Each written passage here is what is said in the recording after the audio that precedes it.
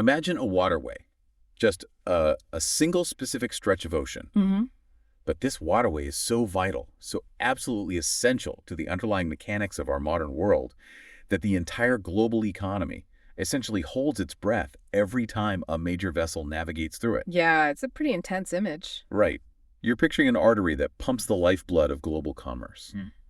A place where a single, localized disruption. Can send shockwaves straight into macroeconomic policy. Exactly. Straight into inflation metrics and ultimately your own bank account. It really does hit home. It does. Welcome to today's deep dive. We're drawing from a singular, highly detailed source document today. It's titled simply The Strait of Hormuz.pdf. A very unassuming title for such a massive topic. Yeah, totally. And our mission today is to dissect exactly why, on this exact day, March 2, 2026, your power bills, your transport fuel, and the broader global inflation rate all remain fundamentally tethered to a tiny, contested stretch of water in the Middle East. It's quite the puzzle. It is. Okay, let's unpack this, because it requires stepping back and looking at the sheer scale of global energy infrastructure, really, just to understand how much leverage exists in this one geographic location. It really represents a profound paradox in modern logistics, I think. How so? Well, we operate in an era characterized by vast, decentralized global networks, right? Supply chains are aggressively diversified. Oh, yeah. Everything is spread out. Exactly. We utilize redundant systems for cloud computing, globalized agriculture, automated manufacturing, and yeah, Despite all that interconnectedness. right, despite the systemic redundancy, it is astonishing how a single geographical bottleneck can dictate international security postures and global economic stability. We tend to view the global energy system as this robust, unbreakable web. We do. Huh. But stripping away that assumption reveals a framework that is remarkably fragile. It rests disproportionately on the sustained navigability of one specific narrow maritime passage. The physical constraints outlined in our briefing really highlight that fragility, especially when you look at the cinematic contrast of scale. Oh, the satellite imagery is wild. It really is. Viewed from space, the Strait of Hormuz looks almost insignificant. The source describes it quite accurately as a thin blue seam between brown land masses. The blue seam, yeah. It looks like a minor geological fracture. But the reality on the surface is that this minor seam facilitates the movement of hundreds of billions of dollars worth of energy every single year. It's a massive, continuous river of capital and raw energy, basically disguised as a geographical afterthought. Disguised as an afterthought. I like that. What's fascinating here is the stark mathematical contrast between the physical dimensions of the strait and the massive volume of hydrocarbon throughput it accommodates. Let's get into the exact geographic constraints from the text. Sure. So the strait lies between Iran on its northern coast and Oman and the United Arab Emirates to the south. And at its absolute tightest point, the distance from shore to shore is only about 33 kilometers. Which is already pretty narrow for the ocean. It is. However, 33 kilometers is just the surface water. The actual designated shipping lanes, the deep water transit corridors that are hydrographically safe for fully loaded supertankers to navigate those, are vastly narrower. Right, because these ships need deep water. Exactly. You are looking at two lanes, one inbound and one outbound, and each is only about 3 kilometers wide. 3 kilometers. Yeah, and they're separated by a standard 2-kilometer buffer zone just to prevent collisions. That is an incredibly tight corridor when you consider the physical dimensions of the vessels using it. I mean, Wow. we were talking about very large crude carriers, The VLCCs. right, the VLCCs, which can stretch over 300 meters long and require serious deep draft clearance. Funneling a constant stream of these behemoths through a few kilometers of navigable water, I mean, it requires intense navigational choreography. Choreography is the perfect word for it. And through that incredibly confined, heavily managed channel flows roughly 1/5 of the entire world's daily oil consumption. 1/5. It is the definition of an infrastructural choke point. But it's not just crude oil either. Right, the natural gas. Exactly. The strait also accommodates a massive systemic share of the world's global liquefied natural gas, or LNG, exports. The baseline operational volume in normal times sees approximately 17 to 20 million barrels of crude oil and petroleum liquids squeezing through this specific geographic valve every single day. Moving 17 to 20 million barrels daily isn't just a statistic. It represents this relentless, continuous conveyor belt of maritime logistics. It never stops. No. A standard VLCC carries about 2 million barrels of crude. So to hit that daily volume, you need a steady rotation of these supertankers clearing the strait essentially every few hours, round the clock. Hmm. And what really drives the geopolitical stakes, according to the source, is the matrix of origins and destinations. This isn't just a domestic shipping lane. Not at all. The crude flowing through Hormuz originates from a dense concentration of major producers. We're talking Saudi Arabia, Iraq, Kuwait, the UAE, and Iran. The heavy hitters. Yeah. And simultaneously, Qatar utilizes this exact same maritime corridor to export its massive volumes of LNG on specialized QMax carriers. So you have the world's premier energy producers entirely reliant on the same exit door. And we have to look critically at who is waiting on the other side of that door, because that dictates the macroeconomic impact. Right. Where is it all going? The primary destinations for these energy exports are the industrial powerhouses of Asia. We are talking about China, India, Japan, and South Korea. Huge economies. Massive, highly industrialized economies where a significant percentage of their imported crude and natural gas relies completely on this single passage remaining open. So if it closes, they shut down. Pretty much. Their manufacturing sectors, their power grids, their export economies, they are all fundamentally sustained by the uninterrupted flow through those few kilometers of water. Which naturally brings up the logistical countermeasure. Right. I mean, if you are a global supply chain planner or an energy minister in one of those importing nations, you see this immense vulnerability immediately. You'd have to. It's glaring. Right. You recognize that funneling your economic lifeblood through a 33-kilometer gap bordered by heavily armed nations is, let's call it a suboptimal strategy. That's a polite way to put it. So the immediate logical question you listening right now would ask is, why not just go around it? If it's a bottleneck, design a detour. The geographic trap of the Persian Gulf is that there is absolutely no realistic alternative sea route. The Gulf is essentially a semi-enclosed sea. A giant cul-de-sac. Precisely. If you load a tanker with crude oil at terminals in Kuwait or Iraq or the eastern coast of Saudi Arabia, that vessel is inside the Gulf. Right. To reach the open ocean of the Arabian Sea and the Indian Ocean to access those critical Asian or European markets, those ships absolutely must pass through the Strait of Hormuz. The geography just does not offer a backdoor. Here's where it gets really interesting, Yeah. because the major oil-producing nations involved understand this geographic trap perfectly. And they have spent decades and billions of dollars attempting to engineer workarounds. They recognize the existential risk to their own revenue streams if the strait is compromised. Exactly. So we see the development of massive overland diversion capacity. The source details highly engineered bypass pipelines designed to move crude overland to alternative ports. Right, like Saudi Arabia's East-West pipeline. Yeah, also known as Petroline. Mm-hmm. Stretches all the way across the Arabian Peninsula to deliver crude to the Red Sea port of Yanbu. Mm-hmm. Then the UAE has the Abu Dhabi crude oil pipeline, which pumps crude directly to the port of Fujairah on the Gulf of Oman, completely bypassing the strait. And Iran has also developed a pipeline to the port of Jask, which is similarly located past the chokepoint. If we connect this to the bigger picture, we immediately run into the hard structural limits of those engineered workarounds. The math problem. Yes, the overland pipelines exist. They can divert a portion of the flow away from the maritime choke point. But mathematically, they do not solve the fundamental vulnerability. Because they just aren't big enough. Exactly. If you aggregate the maximum operational capacity of all those bypass pipelines combined, they can only replace a fraction of the normal volumes that move through Hormuz. A fraction. Just a fraction. Furthermore, running pipelines at maximum nameplate capacity continuously, it puts immense strain on the pumping infrastructure. Even under ideal conditions, if all bypass systems are pumping as hard as physically possible, they cannot fully offset a serious disruption in tanker traffic. The math simply doesn't scale. Moving liquid via pipeline over hundreds of miles of harsh terrain is mechanically and economically entirely different from floating it in bulk on the oceans. Very different. The source notes that a massive 48-inch pipeline might move 5 to 7 million barrels a day at peak pressure. But the strait handles 20 million. Right. So even with all the bypasses open, you are still left with a daily supply deficit of over 10 million barrels if the waterway closes. That is a catastrophic shortfall that the global market simply cannot absorb. It would be devastating. Therefore, the underlying vulnerability remains permanent, and the focus shifts back to the daily reality on the water. And that daily reality is characterized by an incredibly tense security environment.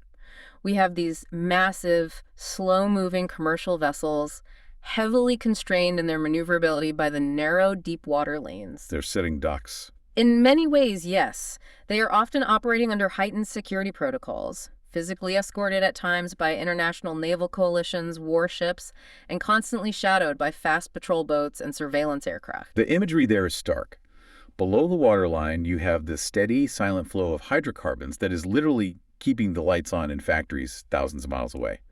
But above the waterline, it is a high-stakes, highly militarized theater for great power maneuvers and regional rivalries. The tactical reality is that operating a commercial fleet in this environment requires navigating complex geopolitical fault lines. Those geopolitical fault lines are deeply entrenched. The historical record in the text outlines persistent tensions that have played out in and around the strait over decades. It's not a new problem. No, not at all.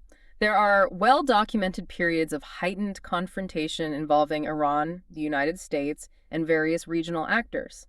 And from a strictly analytical standpoint, what is crucial to understand is that these historical and ongoing tensions transform routine commercial maritime passages into high-risk logistical operations. All right, we're talking about naval standoffs. Naval standoffs, the deployment of marine mines, asymmetric fast boat harassments. There's a documented history of drone operations and missile incidents that have led to the temporary interference or even seizure of commercial tankers. And what makes this incredibly volatile for the global economy is that a physical blockade, something kinetic like sinking a vessel to obstruct the transit lanes, isn't even required to trigger absolute market chaos. No, the markets react much faster than that. Modern commodities markets react in milliseconds. A naval standoff, a drone incident, or even aggressive posturing is enough to spike benchmark crude prices almost instantly. The financial markets price in the worst-case scenario. Always.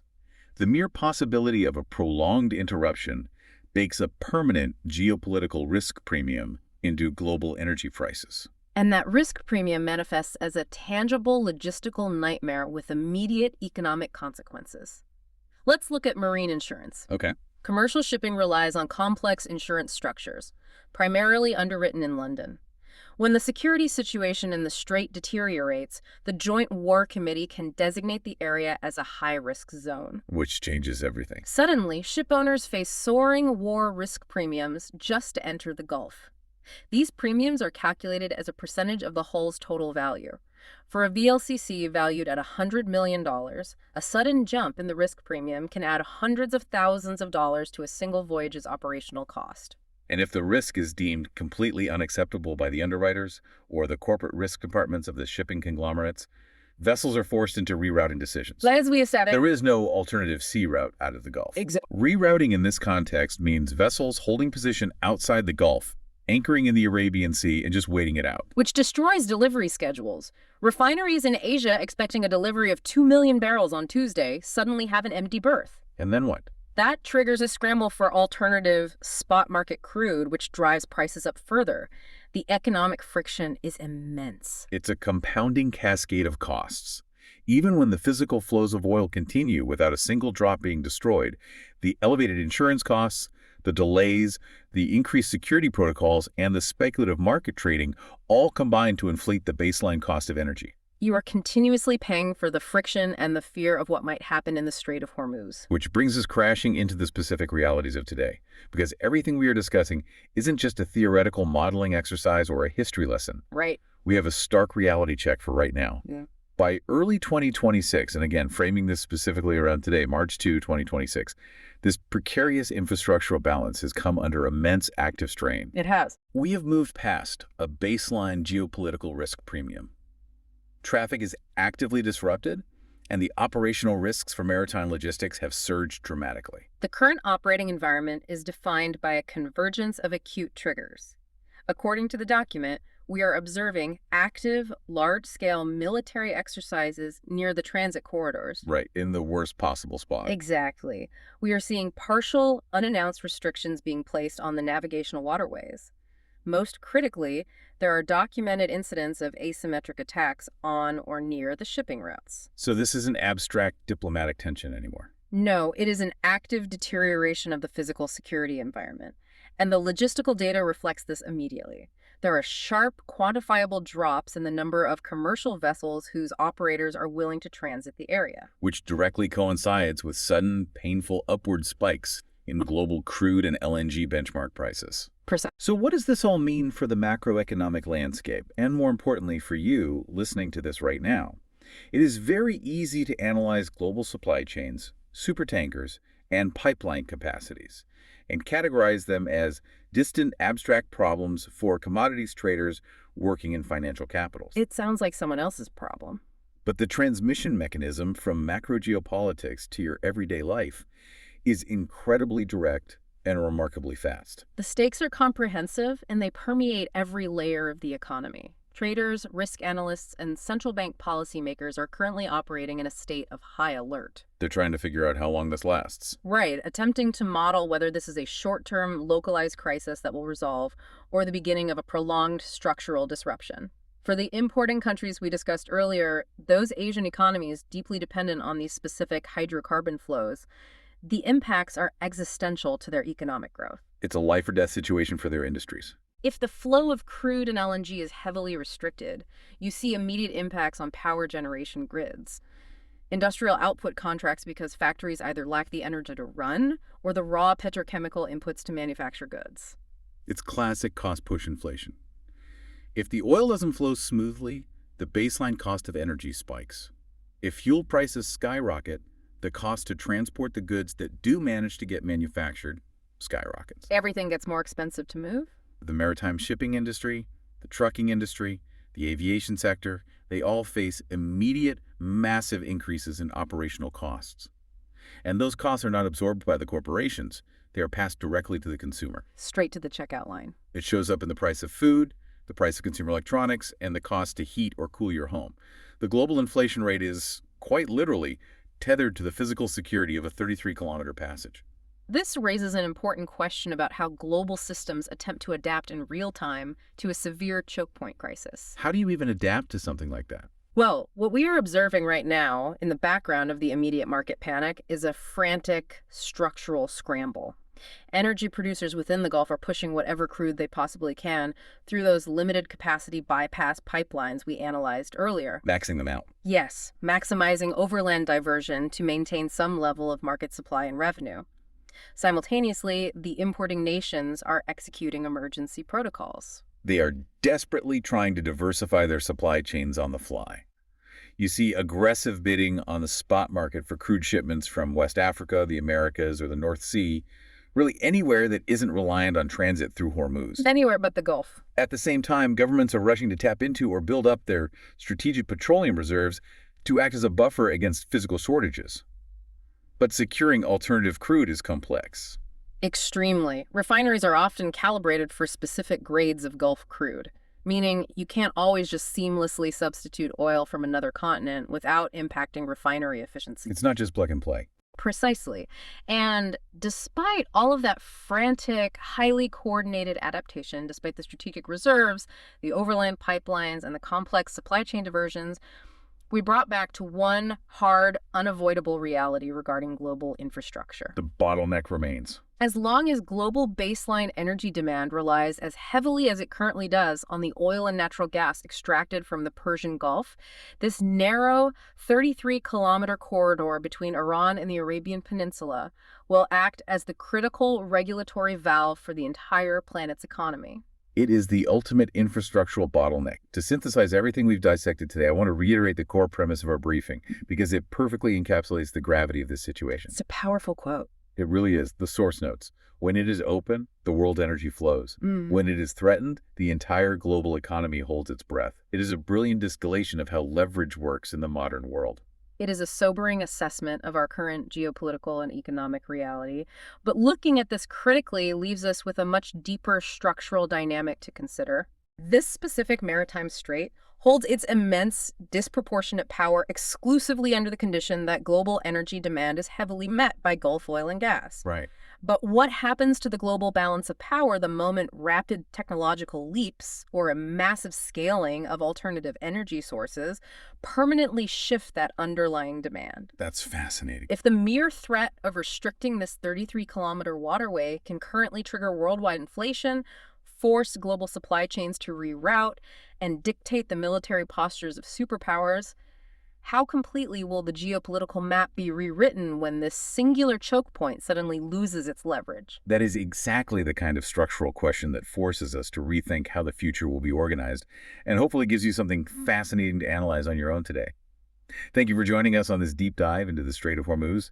As always, keep looking beneath the surface, stay curious, and keep questioning the hidden forces that shape our world. We'll catch you next time.